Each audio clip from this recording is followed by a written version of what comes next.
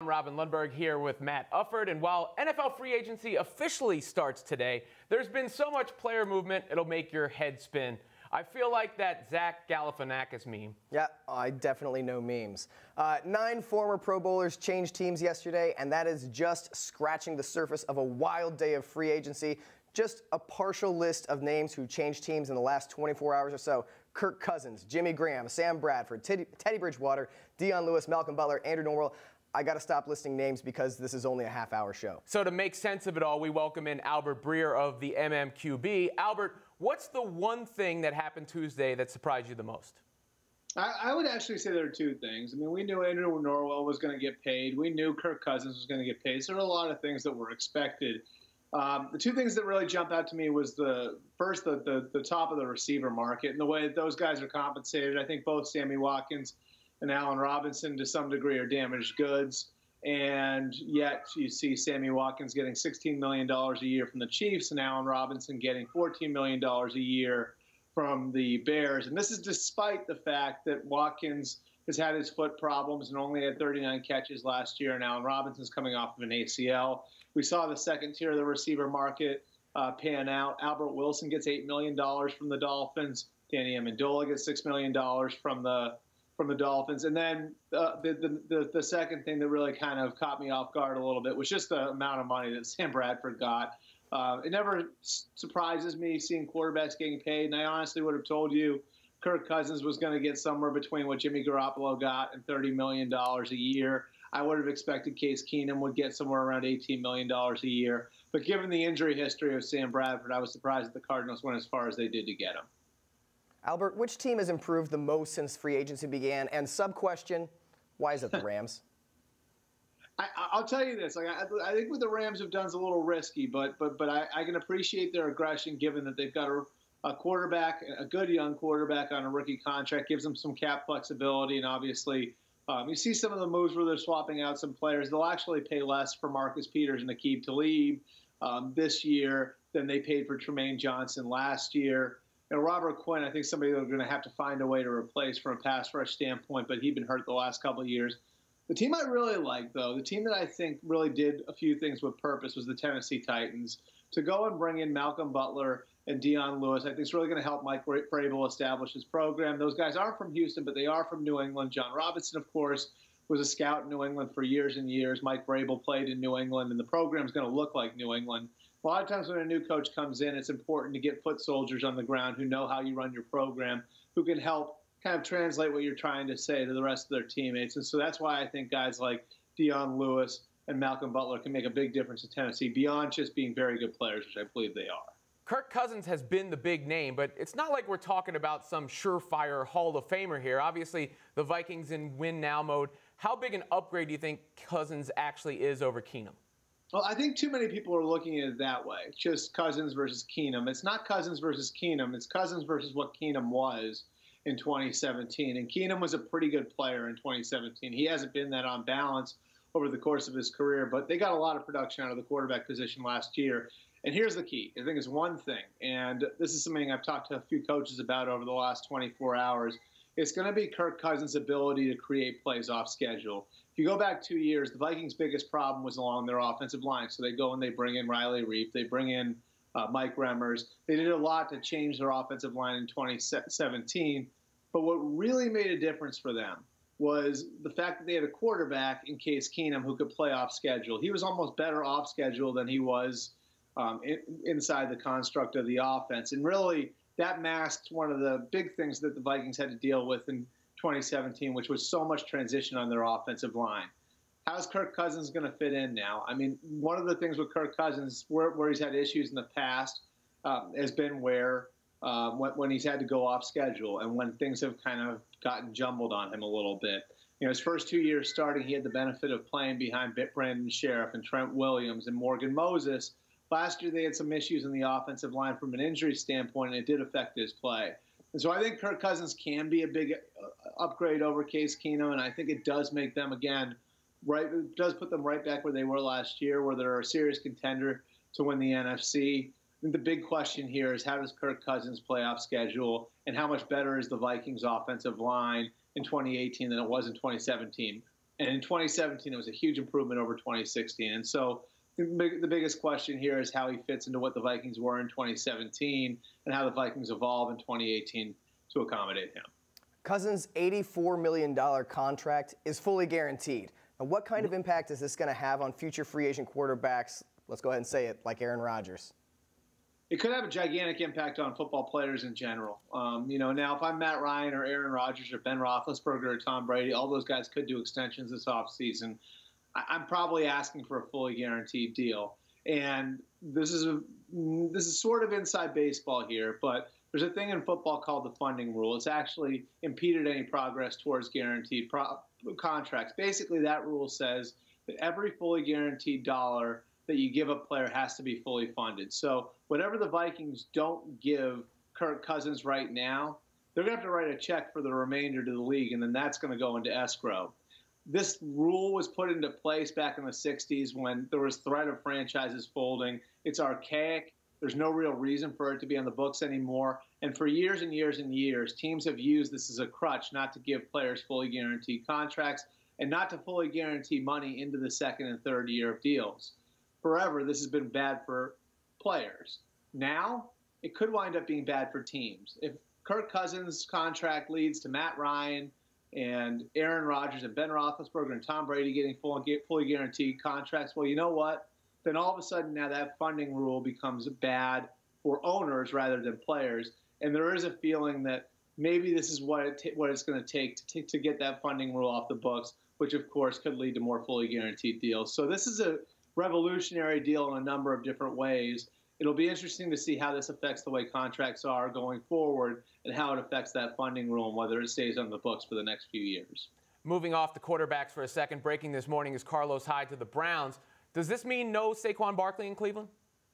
I'm going to give you something that I think a lot of people overlooked, and that's the fact that last year John Dorsey in Kansas City, in his last acts as the Chiefs general manager, traded way up to get a quarterback in Patrick Mahomes, and then drafted the NFL's rushing champion with the 86th overall pick. This is not about how good Saquon Barkley is, and I've been talking to scouts for months about the kid. I think he is a better prospect than Ezekiel Elliott or Leonard Fournette or Todd Gurley were coming out over the last 3 years. He's a generational type prospect of the position. The problem he has is the same problem that the Notre Dame guard Quentin Nelson, who I believe is the number 2 prospect in this draft, has, which is it's easier to fill that position than it is other spots. It's harder to find left tackles. It's harder to find pass rushers. It's harder to find corners. And it's certainly harder to find quarterbacks. So there are going to be teams that are going to sit there and look at Saquon Barkley, and I think the Browns will be one of them, and say, you know what, that's a great player, but we can probably find one down the line. Again, no one would argue that the Jags didn't get it right with Leonard Fournette last year with the 4th overall pick. But again, the Chiefs and John Dorsey wound up drafting the NFL's rushing champion with the 86th overall pick. And all you got to do is look at this year's Super Bowl champions, right?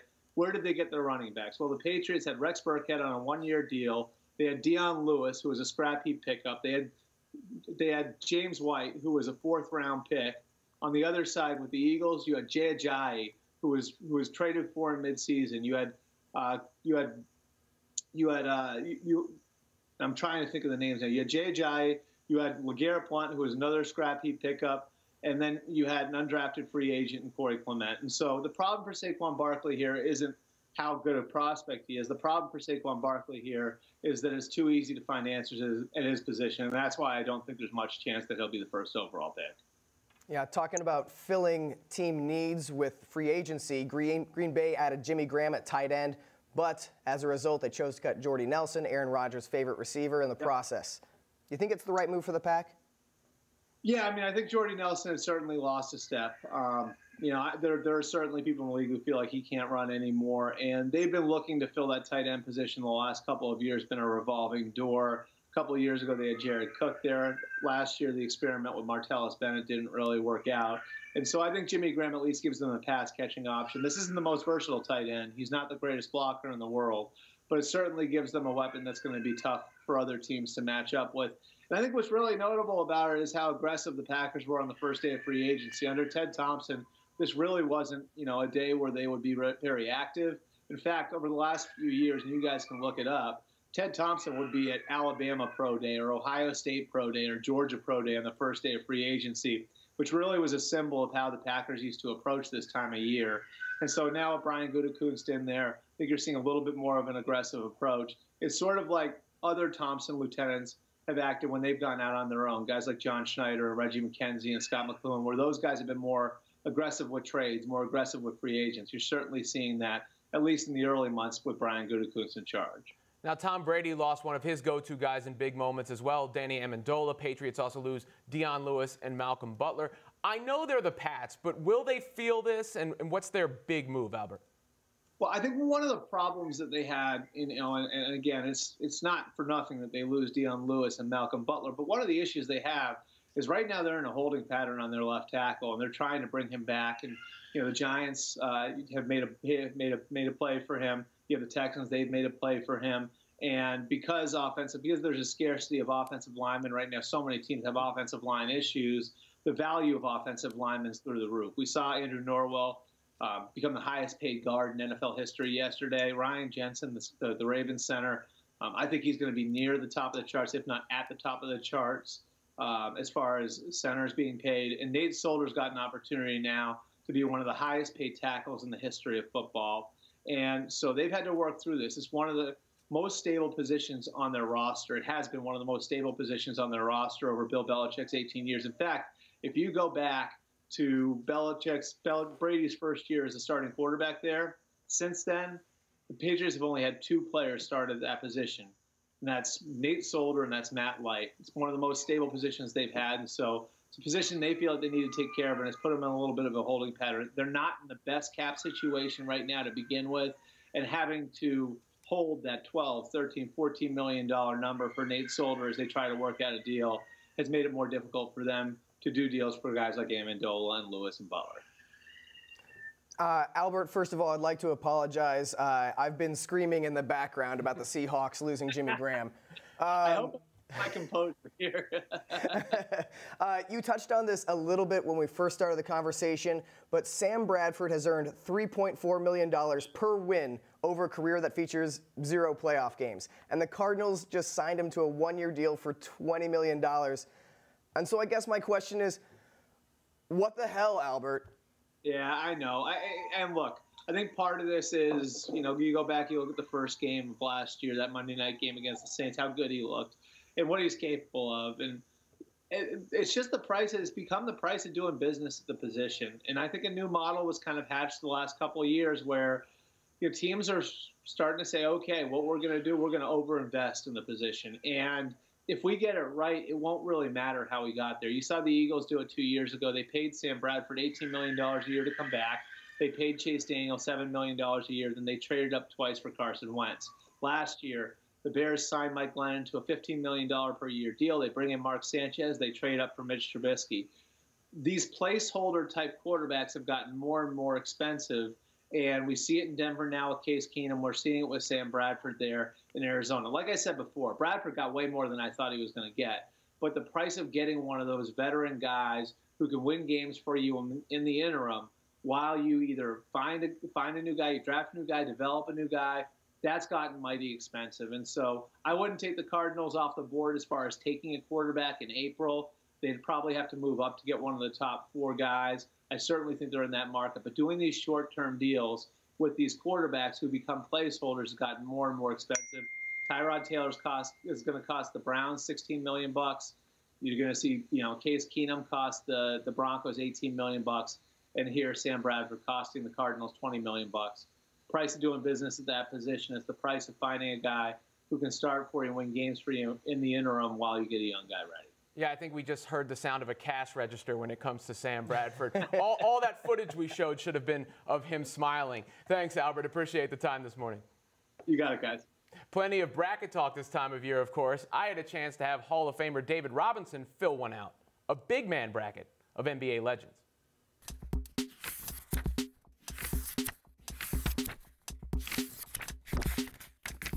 Robin Lundberg here with the great, the Admiral David Robinson. We're going to do a big man bracket courtesy of Dove Men Plus Care. Now, David, we have centers here. It's very hard to seed. We had to make the exception for Tim Duncan, who sometimes, gets labeled as a power forward. Yeah. But we figured we did the best we could, and we're going to have you go through and pick our big man bracket. Of course, you're represented. And in the first matchup, some could say you're underrated here. You go up against Kareem Abdul-Jabbar. So who takes this that? This is a great matchup, actually. Kareem with that sky hook and, his leadership, the big captain. But I'm going to have to go with the upset. The first in the history of the 1-8 seeds upset here.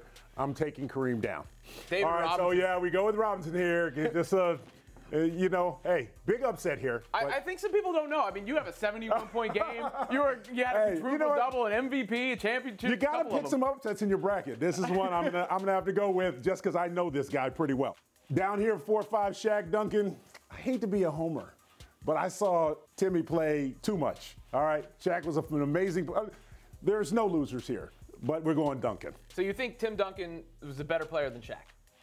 Yeah, well, yeah, it depends on what you go by, but I got to see Tim every single day, and I thought Tim was phenomenal. And I think Shaq had a big impact on the game. He's a big physical guy and did an amazing job, but you're comparing him to Tim Duncan, who may be the most consistent player in the league the whole time I played. So phenomenal player. So I'd say Timmy wins on this count.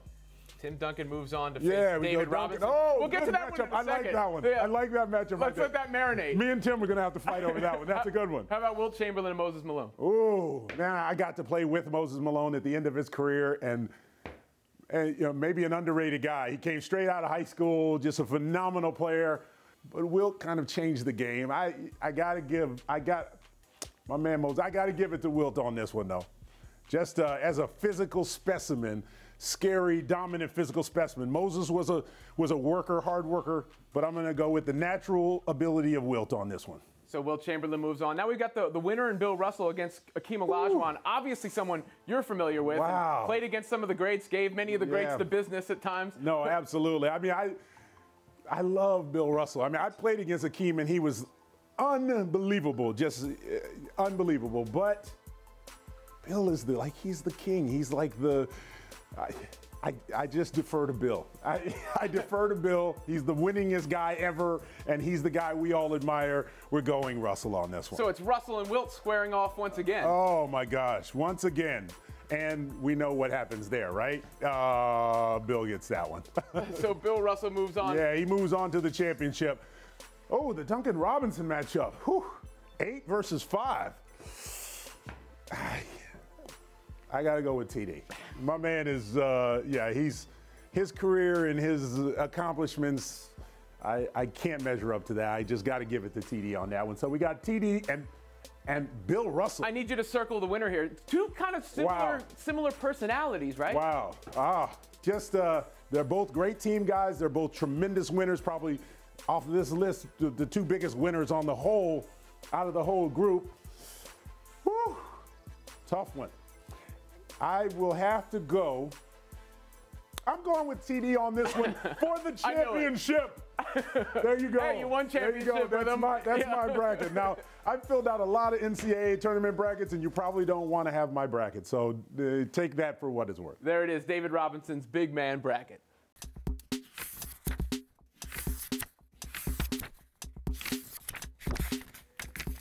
Now to the real brackets, and I'm sure you all know that guy who tells you the best way to fill one out. And let's be honest, our showrunner, Ben Teitelbaum, is that guy. So we bring him in now for a game of hot take, smart take on how you should approach your bracket. All right, you guys know how this works. Robin, you're a veteran. First time for you, Matt, but I think you'll do all right. I'm going to give you a hot take about the NCAA tournament. You let me know if it's just that hot air or if it's actually a little bit smart. And let's start with filling out your brackets. I want to preface by saying I do think college basketball players should be paid, especially during tournament time. But hey, the system's the system, and I'm trying to get by too. So here's the hot take. You join at least 4 pools, and you fill out a different bracket for each. Well, I think that's a smart take, and I would take it from the guy who hosts The Line on SITV. That is a smart take because if one bracket is busted, you have a chance to still win. It's not my cup of tea. I like 1 or 2 brackets so I can keep track, but I'm not going to tell anyone else how to enjoy their time, and I'm not going to tell anyone else how to invest their money either. I am with you on people should do the thing that gives them enjoyment for the tournament, but I'm going to go the exploding brain take on this one. no brackets. Impossible. Just enjoy the sport for what it is, and if you happen to have to spend all day taking care of young children and miss the games, it's no big deal. So you can actually enjoy the games with no bracket? I mean, do you also believe that the education is payment enough for the players? Well, you're that pure? Listen, without filling out a bracket, what I can do is not have to worry about, oh, I've picked Duke, but I want Duke to lose. You just I'm against Duke, period. Yeah, the two little blue devils on your shoulders, what you're saying, an angel and a blue devil? It's a good way to live. Speaking of underdogs, as much as we'd like to see Penn become the first 16 seed to knock off a number 1, you cannot tell me you'd be excited about Loyola Davidson in the Elite Eight. Here's the hot take, Matt. Rooting for underdogs is actually the wrong way to go about March Madness. That is some of the hottest air I've ever heard. That's preposterous. No one, Loyola Davidson is not going to happen. Since the tournament moved to a 64 team in 1985, 20 of 33 champions have been 1 seeds. That's 61%. 91% of champions have been top 4 seeds. This is no one's complaining about the quality of play in the Final Four. And when those 7 seeds, those 11 seeds do get to the Final Four, it's on the quality of their play. It's not like we're getting through with this lousy basketball ended up in the Final Four. There's plenty of good basketball to be played. That is the smartest of takes because everyone wants someone they care about, whether they're rooting for or against them. So you want those teams to advance. You might want them to lose in the final, but Duke losing, let's use them as an example, early is like going to an amusement park and only getting to ride one roller coaster. Exactly. All of a sudden it's over with right after that. No, you want the drama to continue because people care about those teams. And they, as much as they profess to, I think the ratings show they don't actually care about Cinderella. Yep.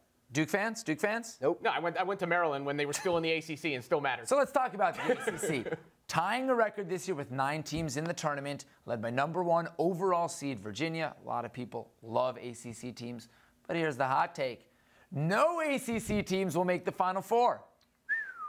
I could say that's a smart enough take. I mean, with the Virginia injury that we just saw, so you could see Arizona or Kentucky coming out of that region, maybe Cincinnati, and Kansas and Villanova on the other side of the bracket. So I don't think it's impossible at all or even implausible that the ACC wouldn't have a representative in the Final Four. It's a spicy meatball for sure, but it's not something off of Slate.com. I'll buy into it. And last one for you, let's talk about draft prospects. Guys, we know we're going to the NBA next year. We got a bevy of them in this year's tournament. Trae Young, DeAndre Ayton, Marvin Bagley, just to name a 2. Here's the hot take. Performing well in the NCAA tournament is essential, vital, necessary to be drafted high in the NBA draft. That's a super hot take. We've seen this happen before. We've seen guys excel, Mateen Cleaves, and not amount to much in the NBA. And then we've seen guys like Kevin Durant. What did he do in the NCAA tournament? Yeah, I remember that guy sucks. Everybody criticizing Andrew Wiggins, who hasn't exactly been like an MVP at the NBA level, but I remember people saying he disappeared. No one should draft him high. He winds up going at the top of the draft. College basketball and the NBA are very different in a number of ways, and the way the college game is played can sometimes take away the value of having that top flight star. And look, there's something to be said for Steph Curry, who became a national phenomenon playing for Little Davidson, and it was like, oh, well, this guy is an NBA prospect after all. But, we don't want to make too much of the March Madness heroes because, Adam Morrison, what's he into? Yeah, he was crying and, no crying for Adam Morrison right now. Speaking of top prospects playing in the tournament, here's a look at Duke's Marvin Bagley III.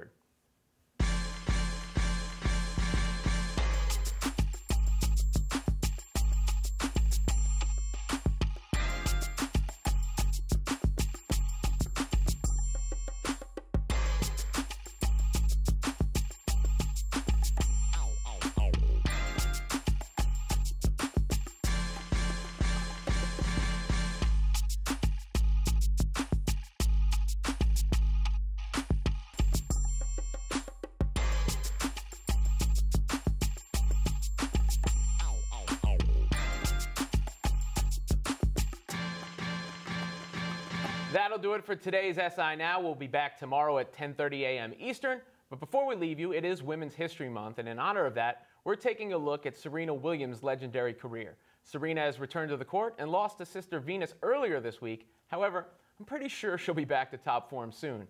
Here's just some of what has made her an icon.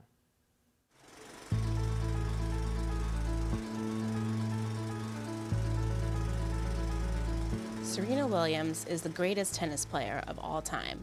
She's won 23 Grand Slam titles over a span of nearly 2 decades, including holding all 4 Grand Slam titles at once, a feat she dubs the Serena Slam twice in her career. But Serena inspires me because of just how human she is. She relishes the moments when she achieves those huge victories, celebrating more than any of us. And she's not afraid to hide her disappointment when she loses. She's faced brutal lows in her career, from injuries and outbursts on the court to body shaming and racism. Yet Serena rises above it all. And her use of social media only endears her more. Remember when she Snapchatted herself singing the lyrics to that song from Disney's Moana?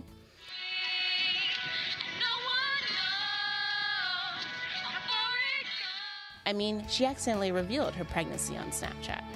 To me, Serena's most inspirational moment was when she won the 2017 Australian Open, her 23rd Grand Slam title, while in the first trimester of her pregnancy. That is literally something only a woman can do.